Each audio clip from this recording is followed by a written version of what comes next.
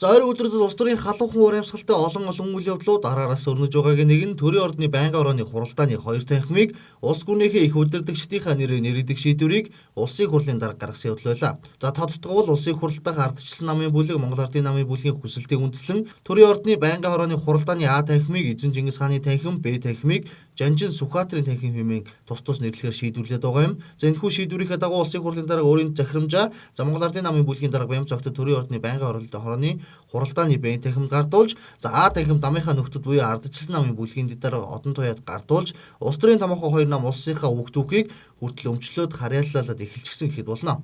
Тэгсэн ч дээрх 2 түүхэн хүний нэрээр танхимынхаа нэрийг өөрчлөөгүй Монголын ард түмэн үүрт урсагдах үндэсний бахархал болсон хүмүүс нь за тэд гарцааг өмнө. Тэгэхдээ өөрөө таслахаа тэдний нэрээр нэрлэлээгээд мөхч нь юу бол за тэд түүх соёл түүнийг бүтээгч хүмүүний зам мөрийг тодтох үйлсэд ингэж хэлбэртүүдийн ханддаг нь харамсалтай юм а. Түүх эсэргээж түүний судалгааг хөгжүүлж баларч бүдгэрснийг нь тодруулж устгах аюулд орсныг нь хамгаалахад төсвөн зарцуулах тунчиг дургуй хэрнээ өөрсдийг хамгаалж үлдэх гэсэн нэршил намтайгаа хамгаалуулах гэсэн тунчиг адын хүслээ зэмэрхүү байдлаар хэрэгжүүлж байгаа нь олон түмний дургуйслыг ихээр төрүүлээд байгаа гэхэд болно. Одоо янзаар ингээд өөрчлөлт байх нь тийм сонирн биш байж тээ. Таслаад тиймэрхүү их бодлуулаад байх юм бол төр засгийн үйл ажиллагаа улам тогтворгүй улам одоо энэ төр засгийнхны одоо үйл ажиллагаа ширээсээ замбраагүй юм бод штэ. Би хоёртой тэгж бодож байна. Жаахан замбраатай зарчимтай анх түүхийн хуудасаараа л одоо бүх юм явж ивэл тэрэн дээр юм уу гэж бодож байна. Бүх юм Чингис, бүх юм Сүхбаатар, бүх юм Хатан хаан бүгднгийнх нь нэрийг өгч. Энэ бас жоохон нэр усан дээр жоохон утга учиртай хандгал хэрэгтэй л.